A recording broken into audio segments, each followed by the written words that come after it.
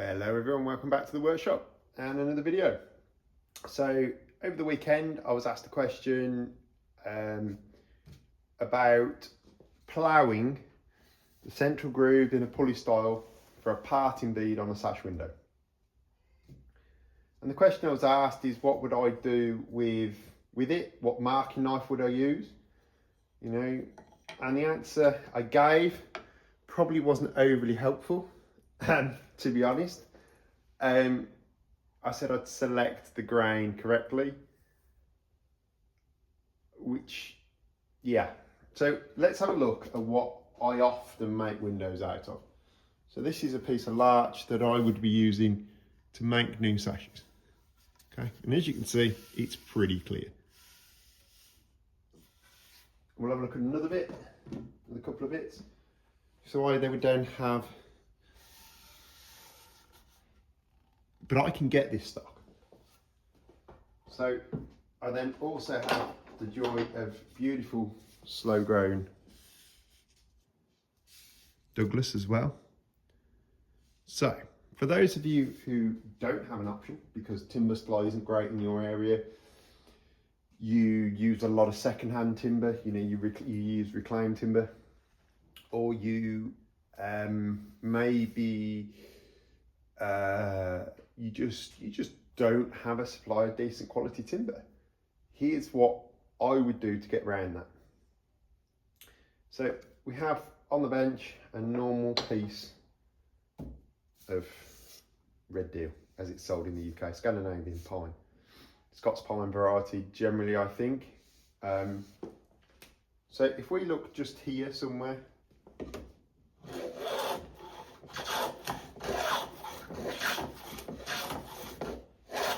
you'll see without a gauge line, that cuts pretty clean-ish. And there's two reasons for that. A, the timber I know I'm going in the right direction for, so that helps. But also the iron itself, if we look at this iron in this plane, it has a nice crisp corner down here. This is a bit damaged up here. I wouldn't worry about that because, as you can see, that's the working length of the iron. So if we look at this one, it's a lot shorter on this one. But to this shoulder here is the working length of one of these plough irons. This one's a good long one. So I wouldn't worry about this being square and a crisp corner till I get back up here. It's this bit here that I need to be crisp. So if we look at this other iron I've got, this is probably one of the most damaged ones I've got that isn't rusty. See, it's not, it's sort of, you can see that it's not flat across the back. Now, flat across here doesn't exactly matter. What you do need is two nice crisp corners here and here, but in this lower section. So I would come in, I'd clean this side up, I'd clean this side up, I'd then get the back. You know, chances are the back's going to be flat by the time you've finished it because you want two nice, sharp intersection corners here and here. Okay, and that is something you can only do, not necessarily by flattening the back, but by working the back. See there, look, the amount of daylight you're getting off here. Now that won't help with the cut. Is the first thing I would do. Second thing I would do is I would take my gauge and I would actually gauge a line.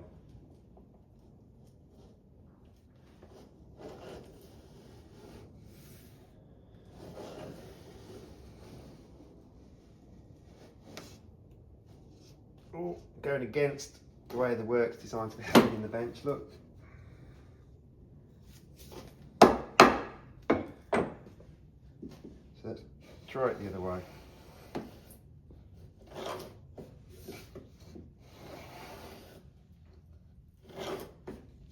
And all I've done is put a line on with an absolutely standard 2-pin mortise gauge, okay? This one's a nice-ish Marples one. It doesn't slide up and down very nicely. But hey ho, that's such as life. So, we know for a fact, looking at the tear out, we've got grain rising here. It should be going the other way, the other side of the knot, but you know what? You never quite can tell. So I'm just going to start just at the end.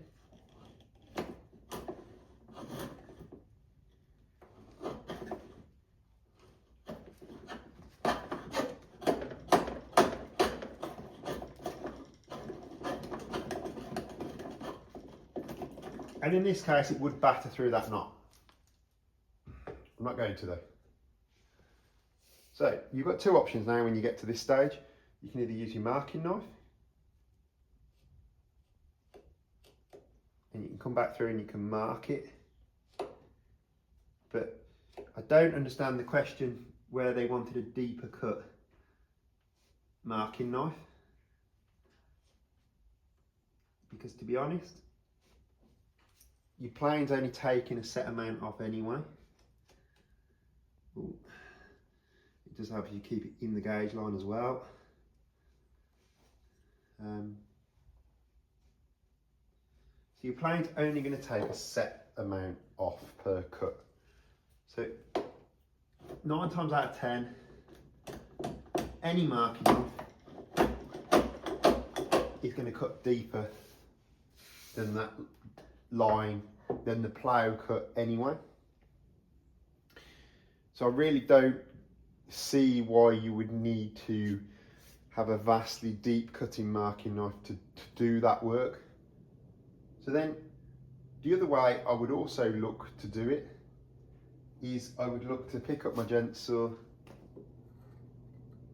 and I would prefer to be a little bit deeper before I have to get to this point, but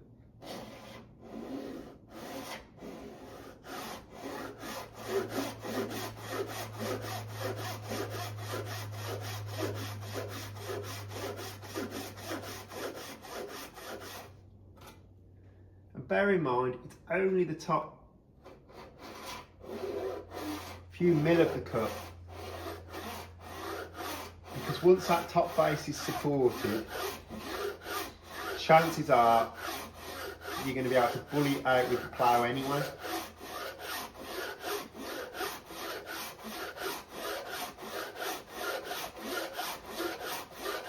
Without damaging the top face of the cut regardless. So it's just a little bit of gentle sawing work.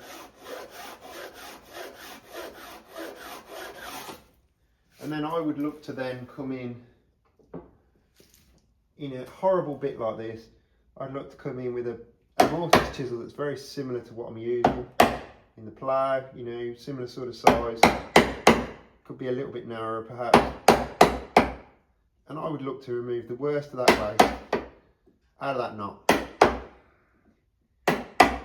with my chisel, because my chisel is quicker and easier to sharpen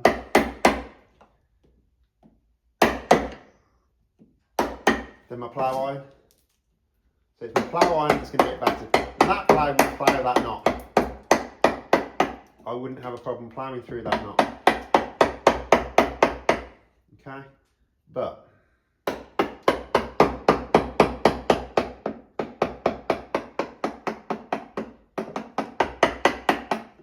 demonstration purposes, we're going to remove the worst of that waste out of that knot. We'll just come back in then for a second with the saw and take our groove just a touch deeper. Now we've got rid of some of the waste.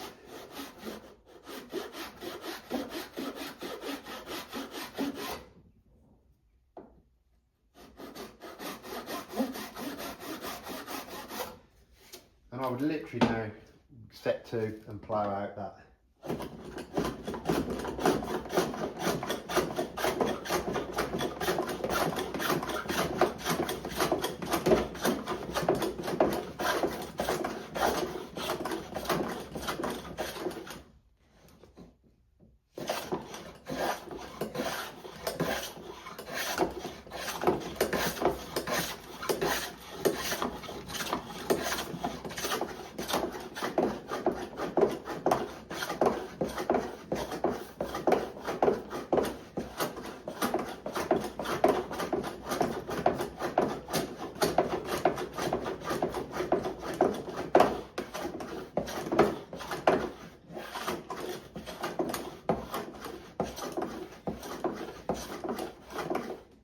Now I've ended up with a bit of tear out on the side of my groove because unfortunately The wedges don't always grip the fences perfectly well on this plane.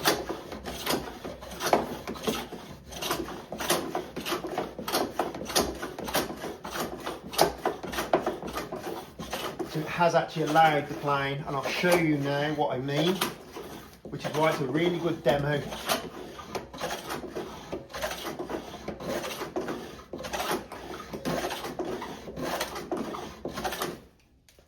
To use, because it's allowed the plane to walk over slightly. So where we started the groove, we have perfect look. Okay, absolutely bloody brilliant in there. You see it's ploughed out the bottom of that knot nicely. But then when I've got a bit further down, you see it start to track away from the line. And we're getting a bit of lift out up this side, and we're getting the lift out because the plane's actually walking across this way. And then it's taking too big a bite. That is my beef with these wedge stem ploughs, is that because of the way the wedge is done, it can walk towards you. It shouldn't, it should tighten, but they do allow them to walk sometimes. So, my other preferred method would be to use a screw stem plough like this. Okay, because that's not going to walk anywhere once they're tight.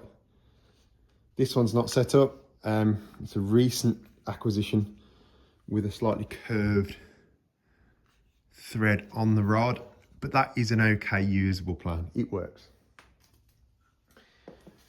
So I hope I've demonstrated the multiple issues that can occur while ploughing grooves. And like I say, I've used that plane deliberately in the hope that it would track slightly like it's done. Because again, it shows a very real world what happens. You saw with no marks how well that plane was cutting before we started the demo, with absolutely no marks to it whatsoever. We'll do slightly the same again. We're probably going to be going against the grain now.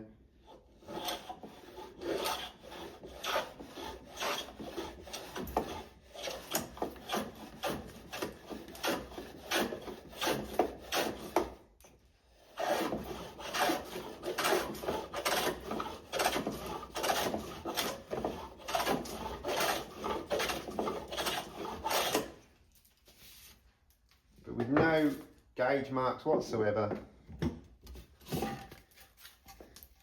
that plane's cutting really well.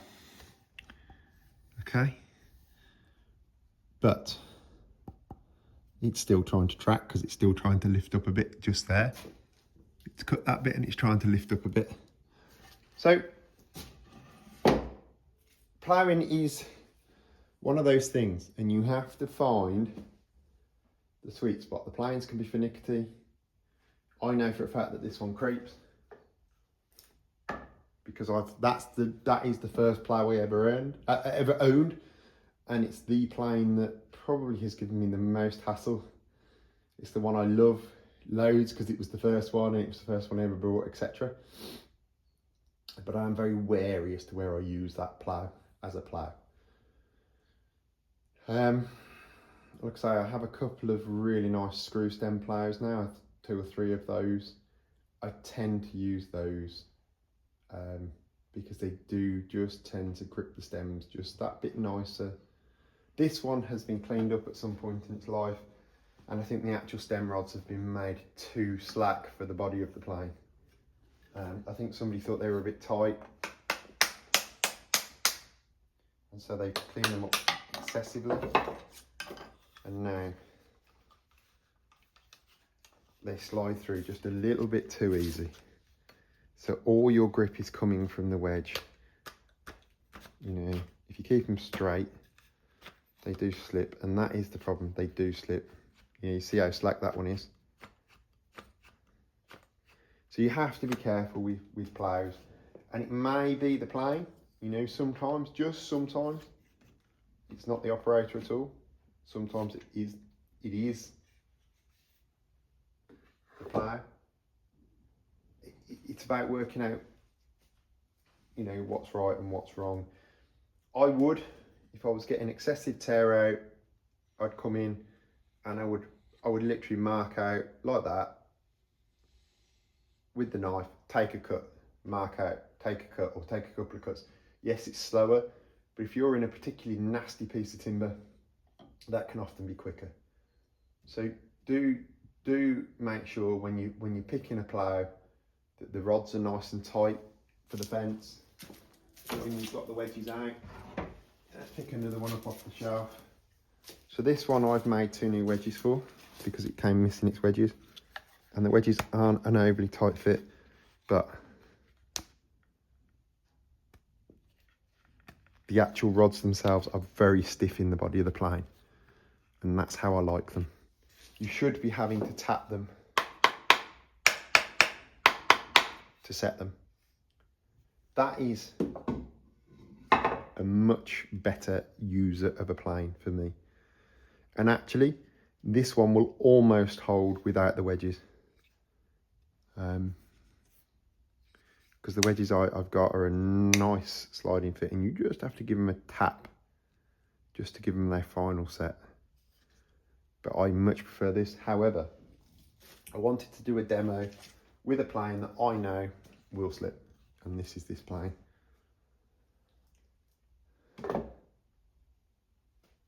If anybody else has got any questions on ploughing or ploughs or anything like that, then let me know in the comments below. I'll do my best to make a video on them, on all the different types and, you know, the reasons you're getting this kind of horrible tear out, you know. There are multiple reasons, as I think I've proven today. Now, they're not all as straightforward as the plough's wrong, but just almost with all these things, take your time, set up a scrap piece, practice, come back to them. And I mean, I picked a particularly gnarly piece of timber for a reason, and that was I wanted to make a demo that actually coming through a knot can be quite clean. Coming through a bit of changing ground can be quite clean. But interestingly then, when I started the long runs, the ploughs wandered, picked up the edge of the, and no amount of cutting that deeper will stop that plane walking off the line slightly and then picking up this, because of the grain direction in this grain direction is coming in like that because it's coming around this knot. No amount, the moment that plane starts to walk into this, it's going to start to pick it up. That's where we have a problem. So that's what I would suggest, guys, is that you actually look at the plane, the setup of the plane, the iron, the setup of the iron, before you go rushing out that you need XYZ marking knife. To be honest, if you want to mark it deeper, use a scalpel, use a you know, a striking knife, use a vegetable knife that you've sharpened to a point so it's a bit finer. But actually you're severing long grain fibres, so it's not going to be that much of a problem. Like I say, come through, make a cut, make a couple of passes, make a cut, make a couple of passes. You don't have to be trying to get to the bottom of your groove depth straight away. And if you really need to, because you've got a big knot or something like that, use a gent saw, or use a veneer saw with a curve in it. You know, just use a saw that you can get in there and you're comfortable to use. You know, fairly fine tough saw, and just cut down quietly. That's it for today's video, guys. I hope you're finding these videos helpful, insightful. Yeah, I you know, I'm trying my best to keep coming up with new subjects. Again, it's something you have to learn when you're ploughing. And again, you know, actual grain selection. So selecting that board so it's not out of the center of a board. So selecting your pulley style so that you're not having to plough through a piece that looks like this. So you're ploughing through here rather than ploughing through all this here is also a really good thing to to learn. There is another trick. If you're really having issues, leave the, and that's the other thing, and you've got enough on the stock, leave this stock, you know, an 1/8 of an inch proud. So leave this stock 1/8 of an inch oversized, come in and skim it afterwards, after you've ploughed your groove, because that will naturally leave you with a nice square finished cut. So if you really are, if the timber you've got to use, because it's what you've got, is really causing you an issue with masses of tear out around ploughing a groove, then absolutely come in and skim it off afterwards, because leave yourself a little bit of extra, plough your groove and then skim it off, because that way you're going to